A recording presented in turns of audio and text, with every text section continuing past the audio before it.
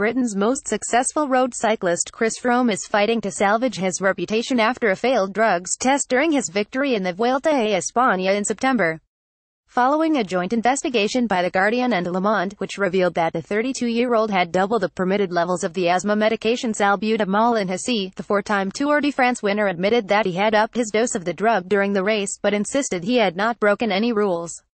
However, unless Froome can provide a sufficient explanation for the abnormal finding, or challenge the result, he is likely to back up his Vuelta by Cycling's governing the UCI, and could be given a ban from the sport of up to 12 months.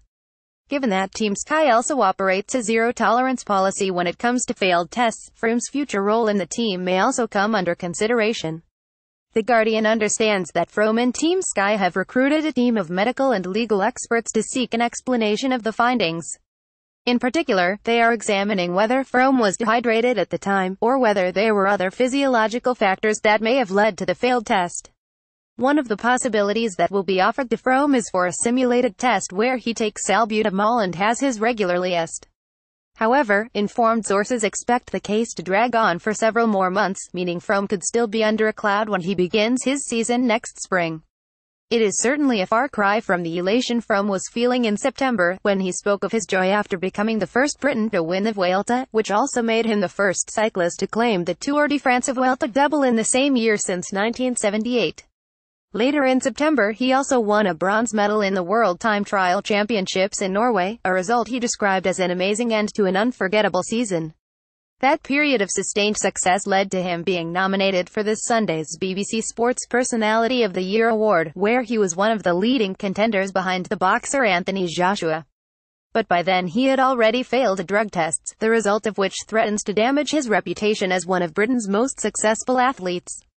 Salbutamol is medication used to relieve symptoms of asthma and other lung conditions, such as coughing, wheezing and feeling breathless. It works by relaxing the muscles of the airways into the lungs, which makes it easier to breathe. It is taken normally through an inhaler, although it can also be ingested as a tablet, capsule or syrup. Under WADA rules, riders are allowed a level of 1000 nanogram per milliliter. The presence of salbutamol in excess of that is presumed not to be unintended to and will be considered as an adversical finding unless the athlete proves that the abnormal result was the consequence of the use of the therapeutic dose by inhalation up to the dose indicated above. Salbutamol is not something you needed to take. Thank you for your feedback. That success had arrived late in Froome's career. Until his mid-20s, his results were those of an average member of the peloton. However, the softly spoken rider, who was born in Kenya but represents Britain, shot to prominence in 2011 with a second-place finish in the Vuelta. He explained his improvement had come about owing to the successful treatment of the parasitic flatworm bilharzia, which had robbed him of energy. The following year he won an Olympic bronze medal in London before securing his first Tour de France in 2013. Such has been his dominance since. He now enjoys a £4 a year salary from Team Sky, making him the best-paid rider in the world. Yet he has never experienced the same affection that another home rider, Sir Bradley Wiggins, has enjoyed with the British public. Perhaps that has something to do with him having never lived in England, having grown up in Kenya and South Africa and then lived in Monaco for many years.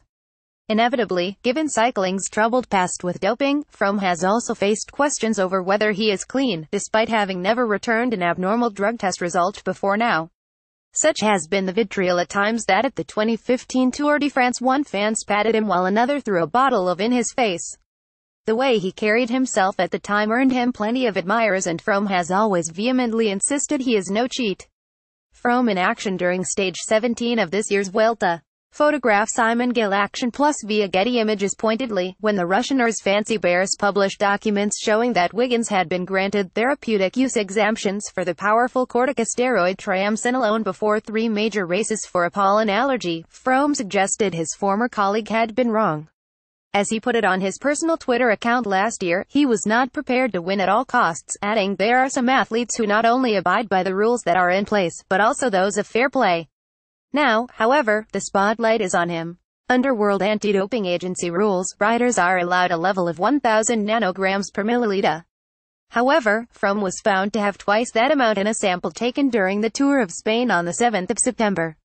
In a statement on Wednesday, he insisted that he had operated within the rules.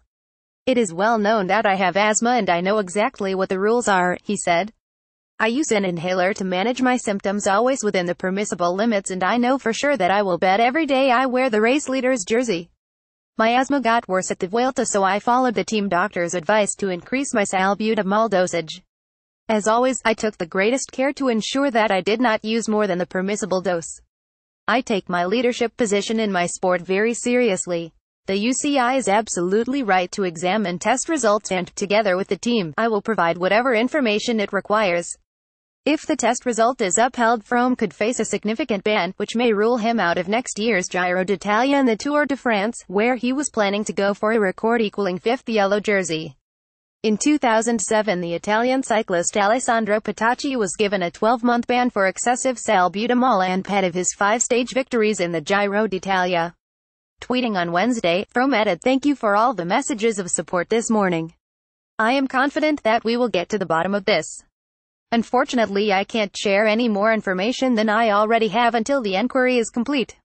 Chris Froome at Chris Froome, "Thank you for all the messages of support this morning. I am confident that we will get to the bottom of this. Unfortunately, I can't share any more information than I already have until the inquiry is complete." December 13, 2017. The test result is another for the credibility of Team Sky, who have struggled to recover their reputation after an anti-doping investigation was launched into allegations about a package delivered to Wiggins at a race in 2011.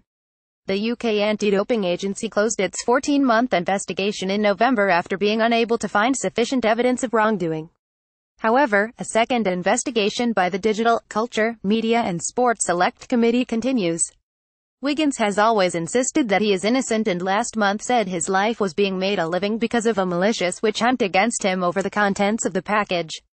In a statement, Team Sky said Froome received the notification of the adversarial finding from the UCI on the 20th of September, prior to the individual time trial event at the World Championships. The team principal, Sir Dave Brailsford, said there are complex medical and physiological issues which affect the metabolism and excretion of salbutamol. We're committed to establishing the facts and understanding exactly what happened on this occasion. I have the utmost confidence that Chris followed the medical guidance in managing his asthma symptoms, staying within the permissible dose for salbutamol. Of course, we will do whatever we can to help address these questions. However, the fact that Froome is battling to clear his name will only further ramp up the pressure on his beleaguered team, especially as it was built on the foundations of having a zero-tolerance drug policy. Sign up to our weekly email, The Recap, here, showcasing a selection of our sport features from the past 7 days.